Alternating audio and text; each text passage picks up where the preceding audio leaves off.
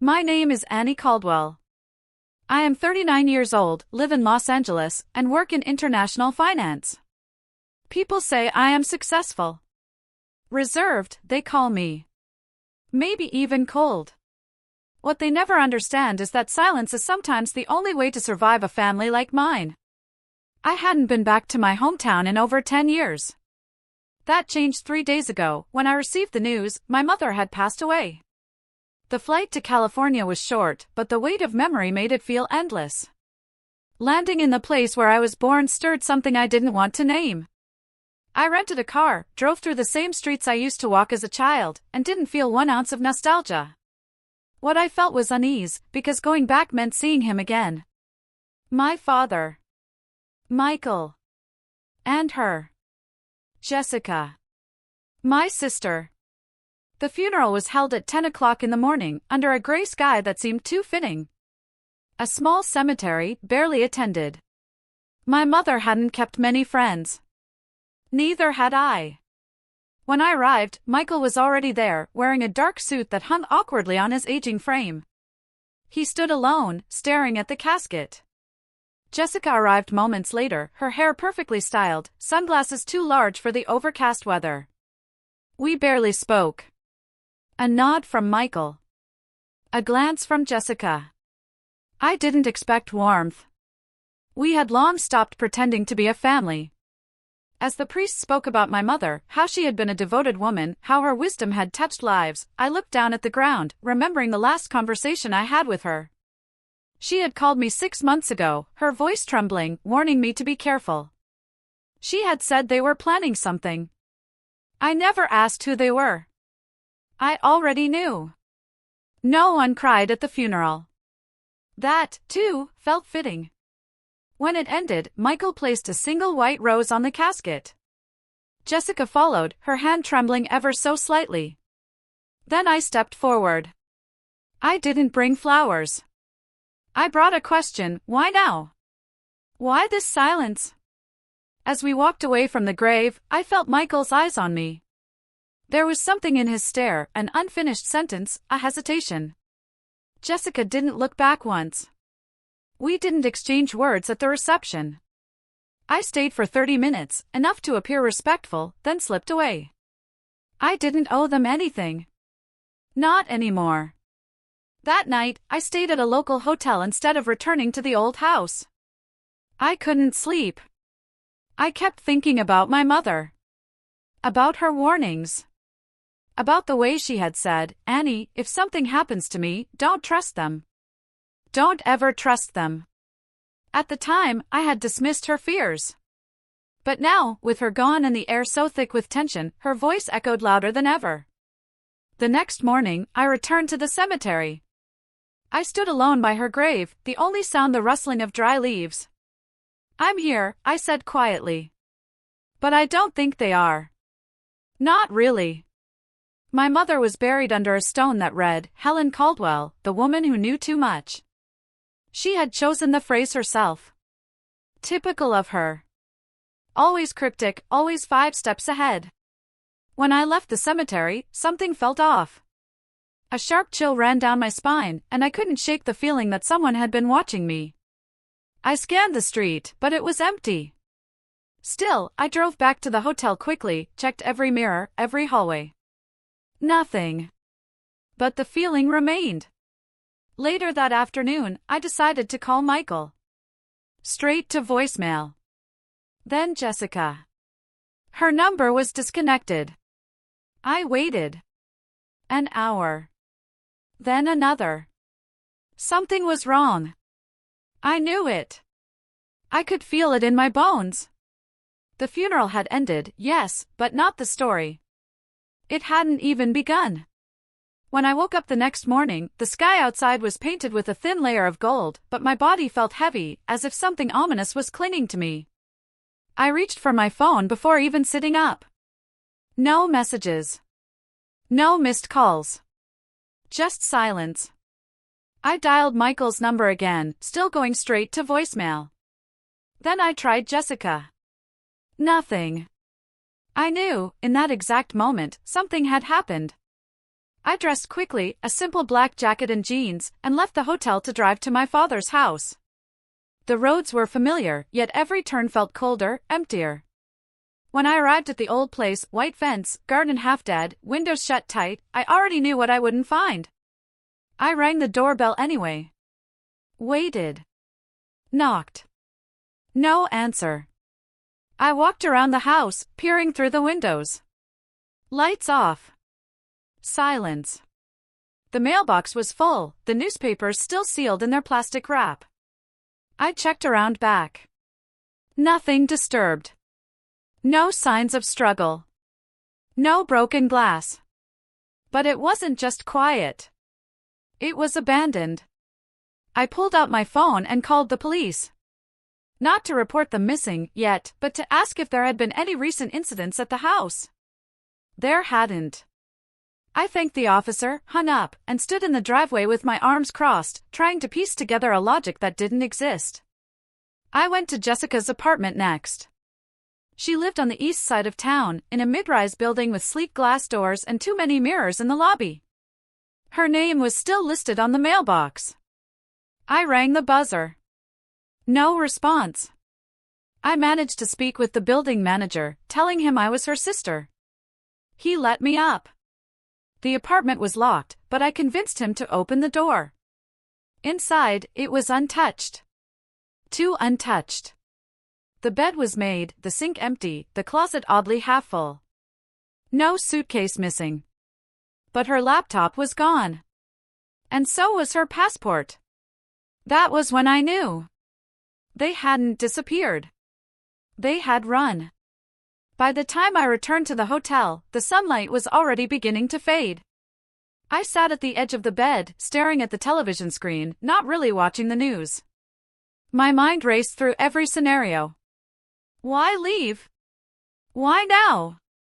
And why together? Jessica and Michael hadn't been particularly close, at least not when I last saw them together, which was years ago. Something had brought them back into each other's lives. Something my mother had tried to warn me about. I checked flights out of town in the past 24 hours. Nothing under their names. But they wouldn't be that foolish. I checked car rentals. Dead end. They could be anywhere. That night, I returned to Los Angeles. The drive back was long and tense. Every mile I left behind felt like a knot tightening in my stomach. I tried calling them again, every hour, on the hour. No response. I imagined scenarios. An accident. A kidnapping. But none of them felt true. What felt true was that they had made a decision. To vanish. Together. And that it had something to do with me. I arrived home close to midnight. My building was quiet. The same doorman nodded to me with the same sleepy smile. I forced a smile back. Took the elevator up to the penthouse. When I opened the door, I instantly knew something was wrong. The air felt thinner. Colder. My hand hovered above the light switch, then flicked it on. And there it was. My home office, door forced open, desk drawers ransacked, papers scattered like confetti. I moved slowly, deliberately, across the hall. The wall safe behind the painting had been pried open. The metal bent back like an old wound. The suitcase was gone. $50 million, my emergency fund, the one nobody was supposed to know about, vanished. Along with the people who had most to gain from it. I stood in the doorway, my breath shallow, heart pounding, but no panic came. No shock. Just a dark, silent confirmation. It hadn't been a disappearance. It had been a plan. A clean, calculated betrayal. And I was no longer wondering if my mother had known something. I was certain of it. Now, it was my turn to act. I stood there in silence for what felt like hours, staring at the open cavity where my safe had been. The steel door had been bent outward, its lock system compromised with an unsettling precision. They had known exactly what they were doing. There were scratches along the frame, fragments of metal on the floor, and the faint smell of oil. Tools had been used. Time had been spent. This wasn't a desperate act. It was methodical. Intentional. I didn't move. Not at first. My mind began cataloging everything that had been inside. The suitcase, black leather, reinforced corners, biometric lock. Inside, $50 million. Real money. Neatly packed, bundled, labeled. I had withdrawn it over the course of years, scattered across multiple accounts, under multiple names, stored in safety deposit boxes before bringing it home. It had never left this room. Never, until now. They took it. I walked toward the desk. Papers were untouched, mostly. A few folders had been opened, but nothing seemed stolen beyond the suitcase. The drawers were out of place, like they had been searched in a hurry. And then I saw it. Right there, on top of the desk, a piece of paper with thick black ink and letters slanted in a familiar, arrogant scrawl. Thanks for the money. Now we can live the life we always dreamed of. No name. No signature. Just that single line. Sarcastic. Infuriating. I held the paper between my fingers, stared at it for a long moment, then let out a laugh. A short, sharp sound. Not from humor. From the absurdity. The betrayal. But also because, in a way they didn't understand, they had just made the biggest mistake of their lives. The suitcase wasn't unprotected. They had taken the money, yes, but they had also taken something else with them, a hidden GPS tracker embedded beneath the lining. And invisible ink, triggered by sweat and heat, had coated the handle and zipper. I had installed it all myself, after years of paranoia and preparation. Because when you come from a family like mine, you don't just lock things, you trap them. I sat down at my desk, powered on the hidden monitor beneath the drawer, and opened the tracking software. My fingers moved automatically, typing codes I hadn't used in months. A blinking red dot appeared on the screen. I zoomed in. It was still in the country. Moving east. Fast. I stared at the dot for several minutes. Not because I needed to know where it was, but because I needed to feel the satisfaction of seeing it. Proof that they hadn't won. Not yet. I leaned back in my chair and closed my eyes for a moment. Faces came to mind. Michael, my father, with his sharp voice and calculated smile. Jessica, my sister, with her cold stares and carefully measured silences. The last time we were all in the same room, we had been burying our mother. And less than 2 days later, they had stolen everything they thought mattered to me. But they were wrong. What mattered wasn't the money. It was the lesson. The message. And I had spent years making sure that if they ever crossed the line, I'd be ready. I opened a second device, a secured phone, used only for one purpose, and sent a message. Package moving. Initiate plan. A contact responded within seconds. Just one word, confirmed. This wasn't about calling the police. Not yet. This wasn't about revenge. It was about control. And control is what I had spent a lifetime mastering. I leaned forward, watching the red dot move across the map. I had been underestimated, again. That was their first mistake. And it would be their last. I don't know what startled me more, the mess, the betrayal, or the realization that I wasn't angry. I sat there in the chaos of my office, the echo of their message still reverberating in my mind, and instead of rage, I laughed. A dry, cold laugh that came from somewhere deep in my chest. They thought they'd won. That they had outsmarted me.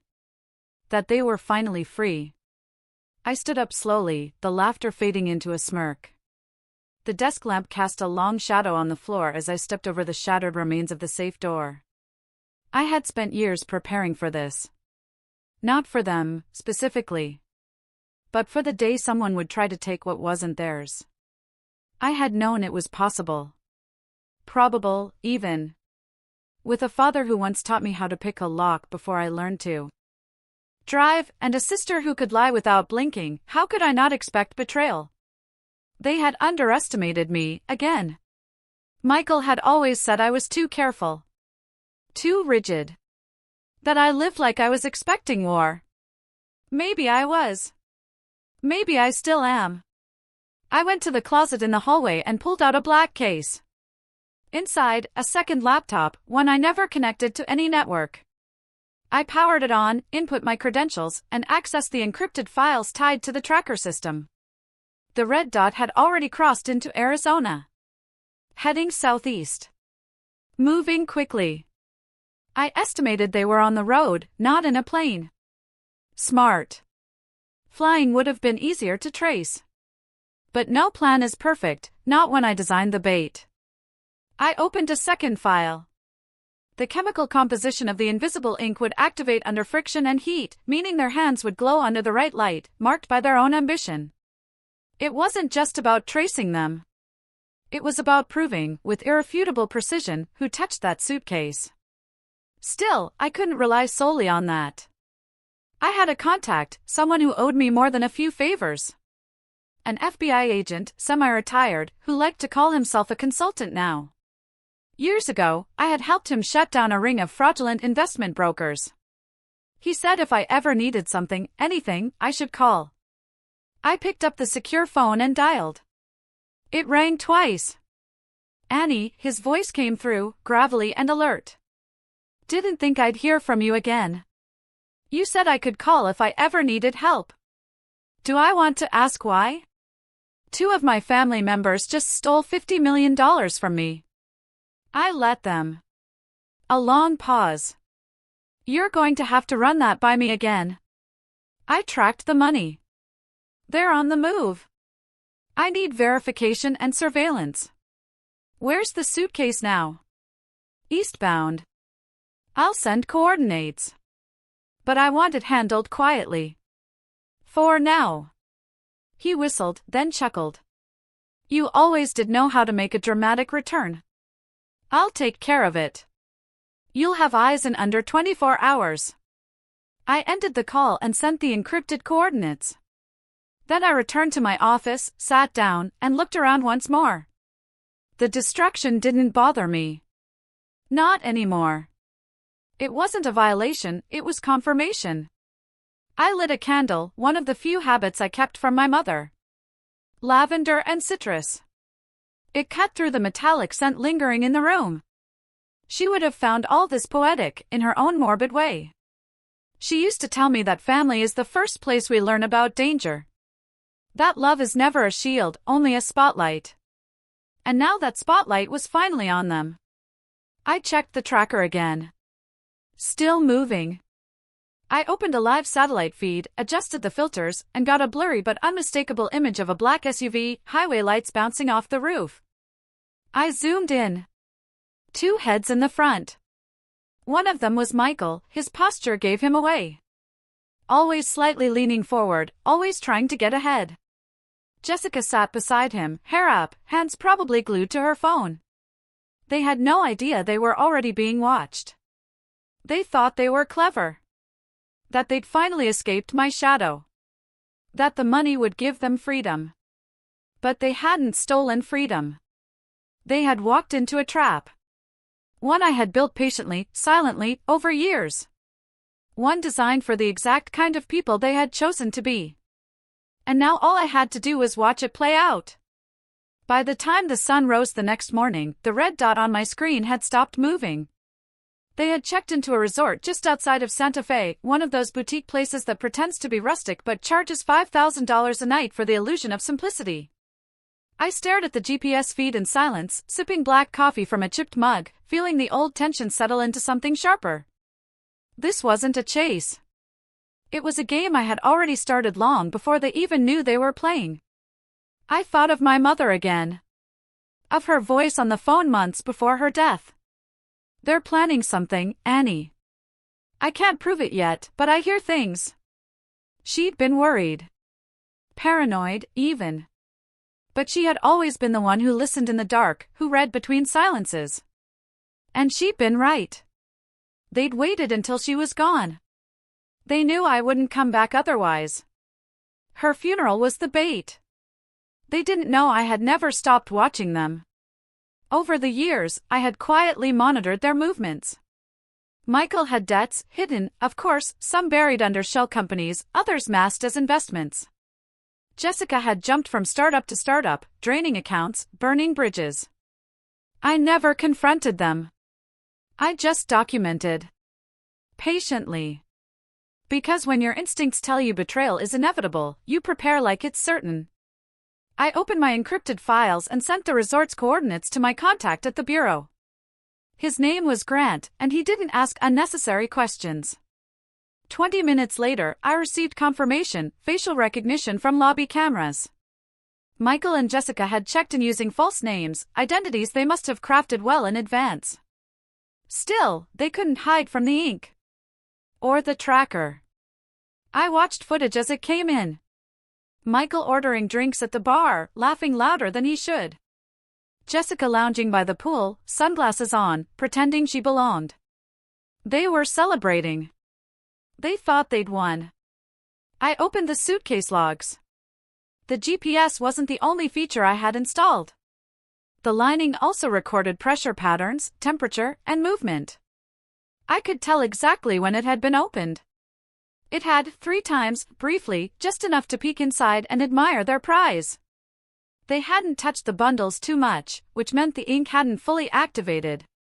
But eventually, it would. And when it did, it would mark them both, literally, with proof of their crime.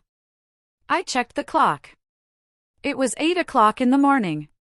Time to move the next piece. I dialed Grant again. They're stationary, I said. Santa Fe. I saw the footage. They're sloppy. Overconfident. You want a team on the ground? Not yet. I want to see where they go next. Give them enough rope. Grant chuckled. You really are your mother's daughter. Only when I have to be. He agreed to keep the surveillance light, passive. Just eyes, nothing more. That was what I wanted. To let them drift a little further into the illusion. Because once they believed they were safe, they'd get careless. And careless is how you make people honest.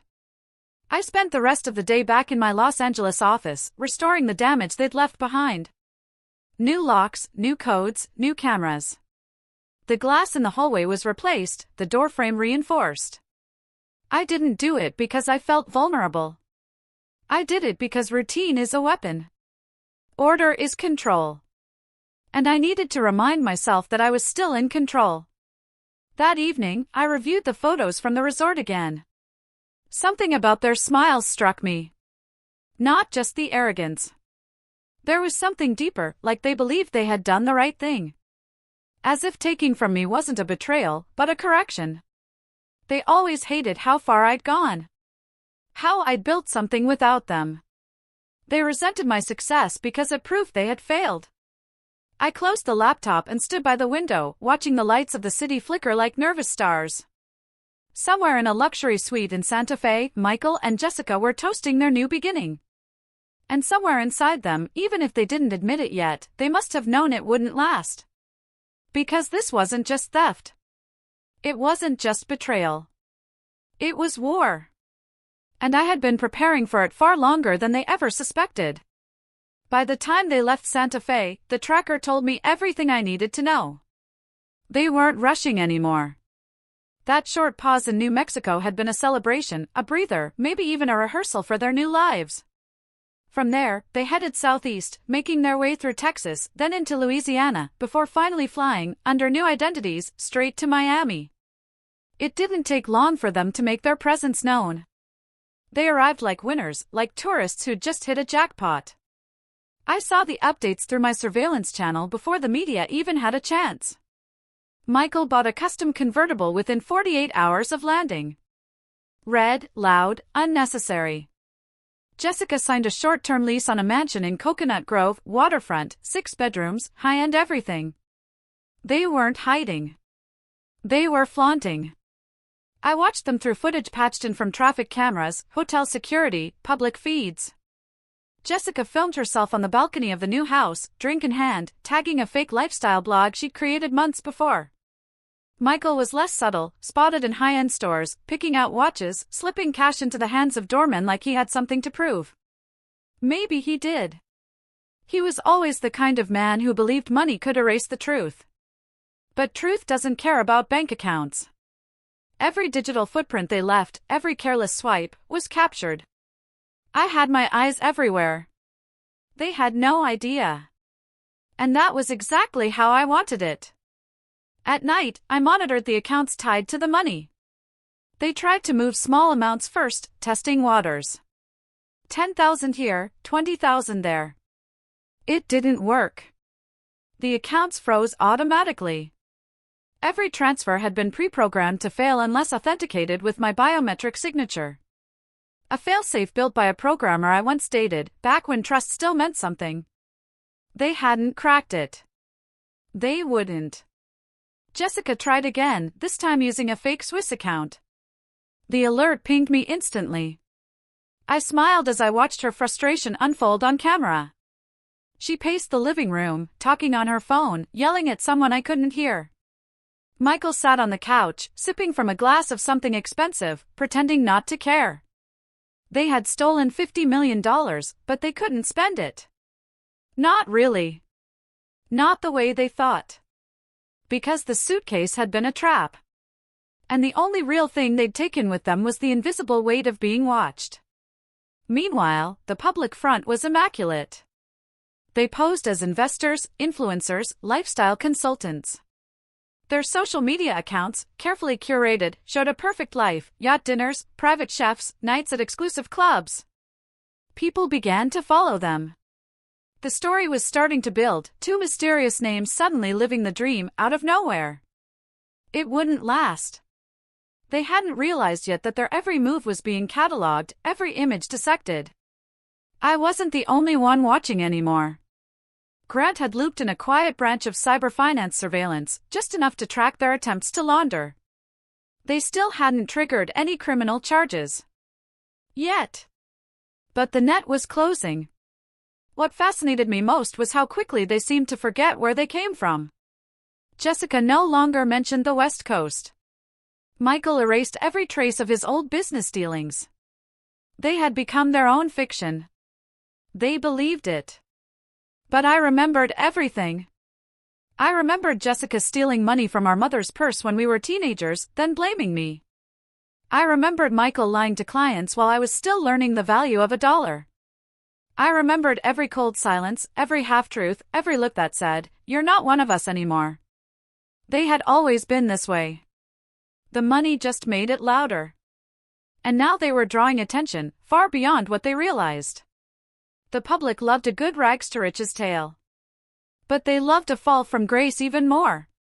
I gave it a few more days. Enough time for them to believe they were untouchable. Enough time for the final act to write itself. Because while they lived their fantasy under palm trees and pool lights, I was already standing in the shadows of Miami. Watching. Waiting. Ready. By the time I landed in Miami, they were already suffocating under the weight of their own illusion. The city, bright and loud, and filled with distraction, suited their arrogance perfectly. But it also made them easy to follow. Every camera, every card swipe, every late-night splurge, they left breadcrumbs in plain sight. And I had followed every single one. I didn't alert Grant right away. Not because I didn't trust him, but because there were things I needed to see for myself. It was one thing to watch them through screens and reports. It was another to stand in the same city, breathe the same air, and witness just how deeply they believed the lie they'd built. I checked into a hotel near the marina, low profile, using a name I hadn't touched in years. From the balcony, I could see the water sparkle beneath the afternoon sun. Somewhere across town, my sister and father were living as if nothing could touch them. But the walls were already closing in. I watched them through surveillance feeds, Michael meeting with a man who used to specialize in offshore accounts before turning informant. Jessica at an art gallery opening, laughing too loudly, holding a flute of champagne like a trophy. They had no idea that the very people they were trying to use were now feeding me information. Grant's network had been working quietly, efficiently. The FBI had eyes on them at the banks, the house, the luxury stores. Their accounts were under digital siege. Every time they tried to move a dollar, it triggered a deeper review. They were still free, technically. But for how long? They were rich only in appearance.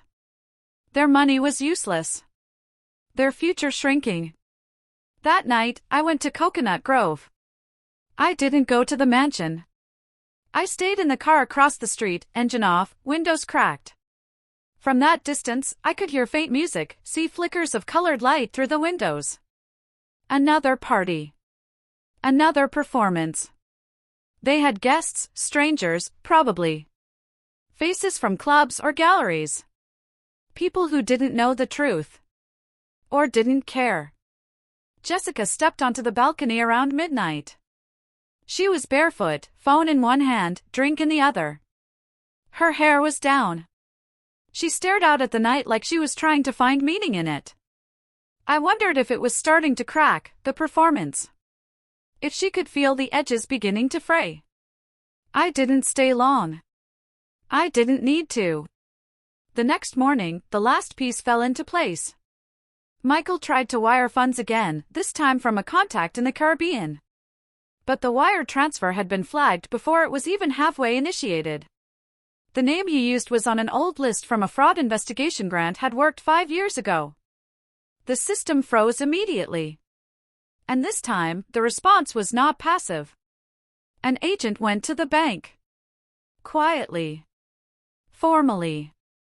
He asked questions. The bank gave answers. And the wheels started to turn. I received the update around noon. They're slipping, Grant said on the secure line. You've got maybe 48 hours before the hammer falls. I don't want it to fall yet. Why not? You've already won. I want them to see it coming. Grant was quiet for a beat, then said, You're colder than I remember. No, I said, watching the tracker as the red dot blinked again, this time right outside a high-end jeweler downtown. I'm just not done yet. Jessica and Michael walked into that store around 2 o'clock in the afternoon. They were dressed like royalty. Smiling. Laughing. Hands glowing under the invisible stain that marked their crime, though no one else could see it. Not yet. But that moment was coming. The walls were closing. The ceiling lowering. The pressure building from all sides. And all I had to do now was wait for them to feel it. The call came through at exactly 4:27 in the afternoon. I was sitting in the lobby of a small hotel 2 blocks from the jeweler's, sipping bitter coffee, pretending to read a newspaper. The vibration in my pocket was silent, but the tension behind it roared. I answered on the second ring. It's happening, Grant said. That was all I needed. I stood and walked out without a word, turning left toward the store. I already knew where it was, corner of Flagler and First. Wide glass windows, polished displays, and enough security to make most criminals hesitate. But Michael and Jessica weren't most. They believed they were untouchable. That belief was about to end. I saw them before they saw me. Jessica was stepping out first, a velvet box in hand, laughing at something Michael had said. He followed, one hand casually in his pocket, sunglasses perched high on his nose. For a second, they looked like just another couple in love with their own wealth.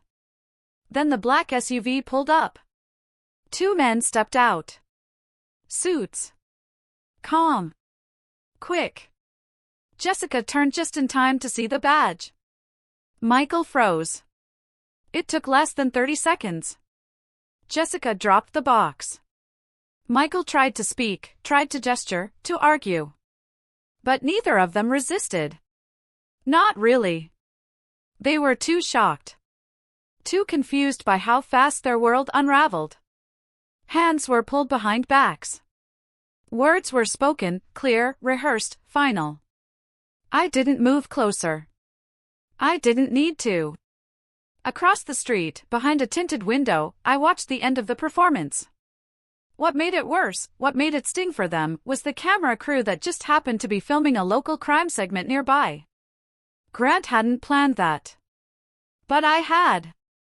I tipped off a reporter 2 hours earlier, someone hungry for a career moment. I told her something big was about to go down. That she'd want eyes on the downtown jewelry district. She had arrived on cue. The footage aired less than an hour later. I watched it in my hotel room, muted. There they were, front and center. Michael being guided into the back of the SUV. Jessica with her head down, hair falling over her face. The voiceover used words like exclusive, financial betrayal, family scandal. The local news devoured the story. The internet moved faster. Clips circulated. Forums speculated. And then came the proof. Grant's team had done their job. The suitcase had been recovered from the mansion, untouched since their arrival. Inside, the bundles were intact. But more importantly, the handle of the case, under ultraviolet light, revealed glowing fingerprints, Michael's. Jessica's. Unmistakable. The ink had set deep. When they were taken in, both denied everything. Michael tried to claim it was a setup. That he had been manipulated. Jessica blamed him, said he promised her it was legal, that it was his idea. But none of it mattered. The tracker. The footage. The fingerprints. It was airtight. That night, I sat on the hotel balcony, legs crossed, phone off. The city below pulsed with noise, but I heard nothing. I stared into the dark, not feeling triumph. Not feeling vindicated. Just empty. They had taken the bait, walked into the trap, and now they were exactly where they had pushed themselves to be. It wasn't justice. It wasn't revenge. It was inevitability. And I had simply allowed it to unfold. They were kept in separate holding cells, each unaware of the other's statements, each trying to spin a version of the truth that made them the victim. I received a full report from Grant the next morning, transcripts, footage, tone analysis. It read like a tragic comedy. Jessica cracked first. She claimed she had been manipulated, lured into a plan she didn't fully understand. That Michael had convinced her it was inheritance money, that our mother had left it for all three of us, but I had hoarded it. She said she only helped him get what was rightfully theirs. Her voice trembled in parts, but there was calculation behind it. She was trying to frame it as justice. As a misunderstanding turned desperate. Michael, meanwhile, painted a different picture entirely. According to him, it was my fault. That I had been flaunting wealth, keeping secrets, treating them like threats instead of family. That I had set them up, enticed them with temptation, then pulled the trap shut. He said I had planned everything, including the theft. That it was psychological warfare. I laughed out loud reading that part. Psychological warfare? If only he knew how long I had been waiting for this. But the best part wasn't what they said. It was what the data said. The GPS logs. The invisible ink. The surveillance. Everything contradicted their stories. Jessica claimed she never touched the suitcase, yet her fingerprints glowed like neon under UV light. Michael said he had only retrieved what was his, yet there were photos of him at ATMs, luxury stores, wire attempts. The lies unraveled within hours. But even as their stories fell apart, they kept trying. Kept pushing. As if they could rewrite the truth if they said it enough times. It was painful to watch. Not because I felt sorry for them, but because of how desperate they were to avoid accountability. Even now, even caged, they couldn't admit what they had done. Grant met with me that evening. "You want to press federal charges?" he asked. I stared at the file in front of me, already thick with evidence. "I don't want revenge," I said. He nodded. "Then what do you want?" "Protection. Permanence. I want it on record. I want them marked, not just legally, but permanently." He didn't ask what I meant. He didn't need to. The Bureau moved quickly after that. Official charges were filed. Grand theft, conspiracy, fraud. Jessica's attempt to claim ignorance failed. Michael's counter-accusations were dismissed. The press had a field day.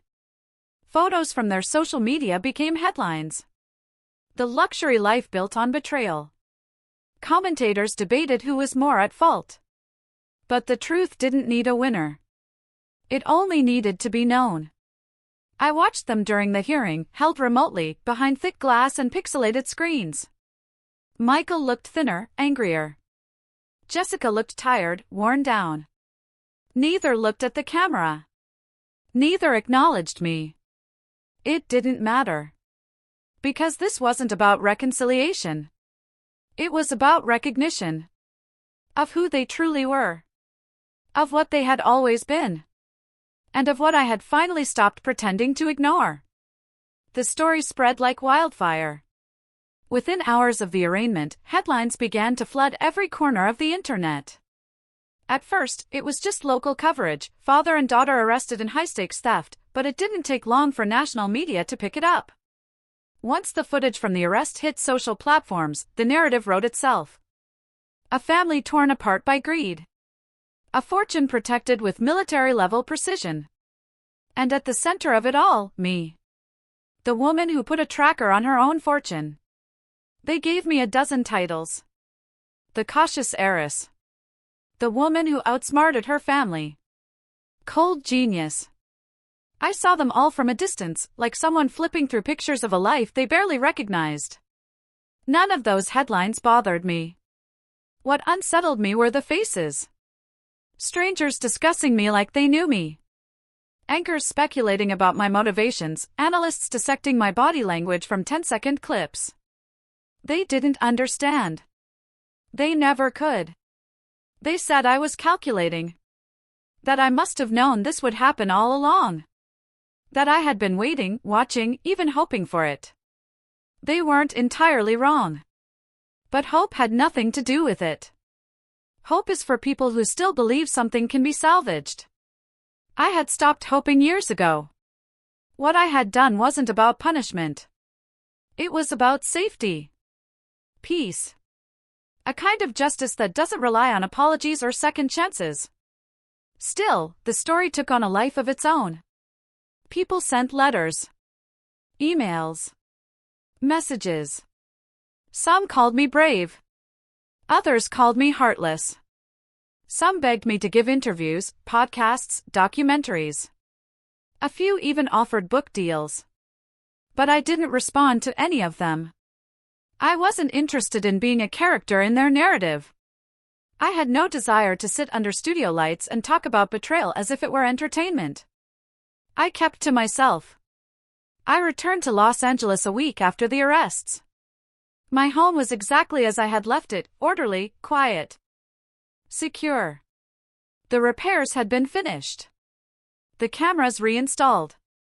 The locks replaced. I walked through each room slowly, touching surfaces, breathing in the silence like it was medicine. The suitcase had been returned.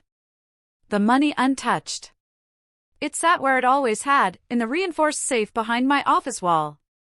I opened it once, just to confirm. Then I closed it again, slowly, carefully. Not with fear. Not with paranoia. But with the kind of certainty that comes from seeing your worst suspicion confirmed and surviving it. I didn't speak to reporters.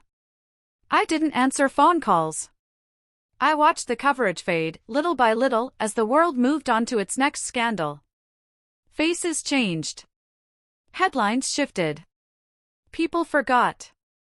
But I didn't. I remembered everything. And while the world spun forward, fascinated by the woman who outwitted her own family, I simply resumed my life. Quietly. Deliberately. Without illusion. Because safety doesn't come from the absence of danger. It comes from knowing exactly where the danger lives. I didn't tell anyone I was going. There was no announcement, no plan, no warning. I woke up that morning and knew I had to see her. Not for answers. Not for closure. Just to look her in the eye. To see what, if anything, still lived behind the face of the sister I used to know. The prison was 2 hours outside the city, sterile, cold, wrapped in layers of fences and cameras. I wore no makeup. I dressed simply. I brought nothing with me but my name. They recognized it. Quickly. Too quickly. A few guards stared a second longer than necessary. I ignored them. She was already waiting when I entered the visitation room. Jessica sat on the other side of the glass, her hands folded on the table, wrists exposed. There was no polish on her nails. No designer earrings. Just the orange uniform and the sharpness in her eyes that had never really left her. She looked up the moment I stepped in.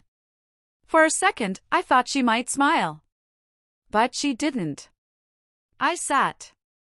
We said nothing for a full minute. She broke the silence first. "So this is how it ends," she said, voice flat.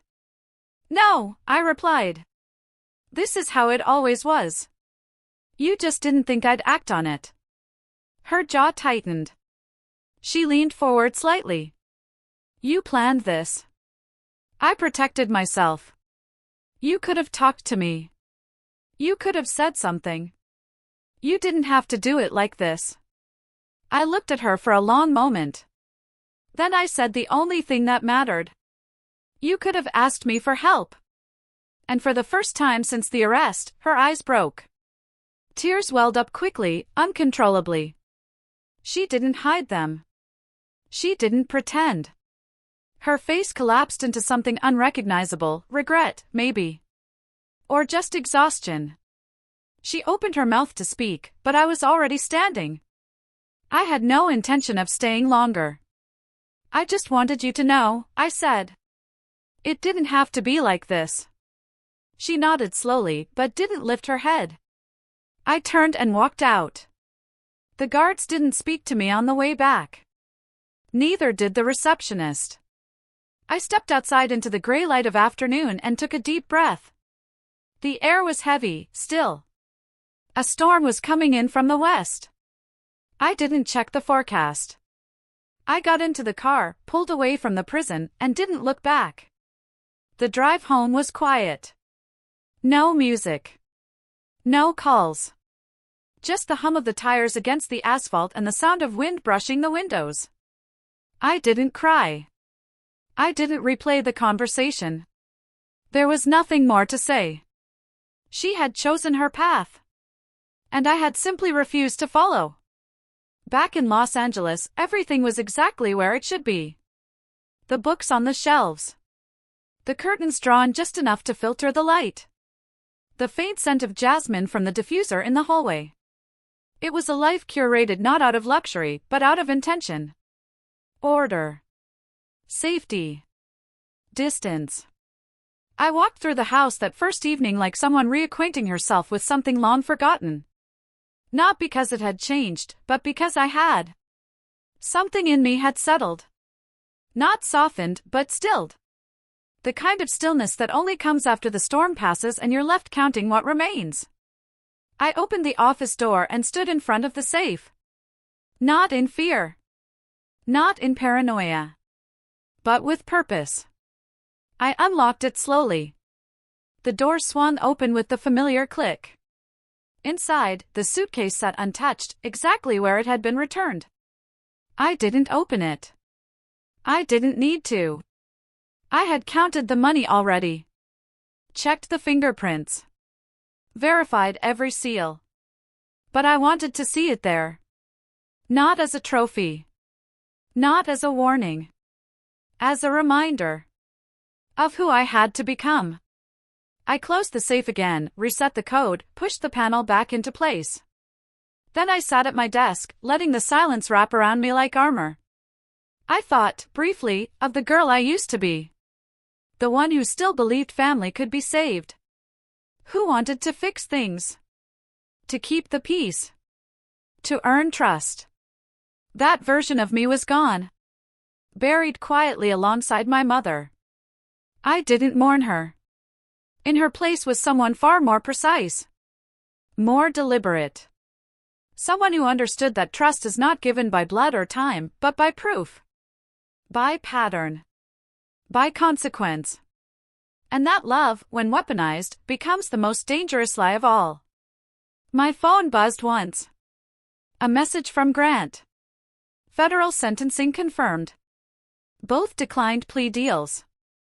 I stared at the screen for a long moment. No satisfaction.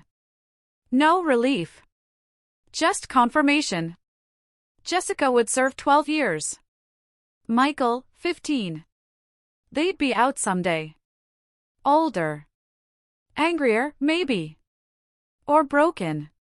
But I would be ready. Not with revenge. Not with fear. With distance. I stood and walked into the living room. The lights dimmed automatically as the sun disappeared behind the hills. The house, for all its stillness, no longer felt like a fortress. It felt like mine. Not a place of hiding. A place of clarity. That night, I poured a glass of wine, turned off every screen, and stood at the window. The sky was pale with twilight. The city below buzzed with noise I could know longer hear. I wasn't watching anymore. I wasn't waiting. I was living. Not cautiously, but consciously. Mornings are quieter now. There are no notifications waiting. No news alerts flashing names I know too well. No phone calls from unknown numbers trying to dig into the past. Just silence, and the sound of the espresso machine, the hum of filtered air, the creak of wood under bare feet. I never realized how much I'd missed the sound of nothing.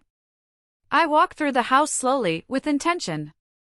It's not large by Los Angeles standards, but every corner has been curated. Not for aesthetics, but for peace. A steel-lined safe, invisible behind paneled wood. Motion sensors where no one can see them. Cameras tucked into corners even I forget sometimes. A design not of fear, but of clarity. At 7 o'clock, I open the office. Sunlight spills through the tall windows, cutting across the room like a knife. I step to the wall, slide back the panel, and enter the code by instinct. The safe opens with its familiar mechanical sigh. Inside, the suitcase sits like it always has. Quiet. Final. I check the contents, not because I expect something to be missing, but because habit is a form of trust when trust itself has failed. The money is there. Bundled. Sealed. Untouched since its return. I don't smile.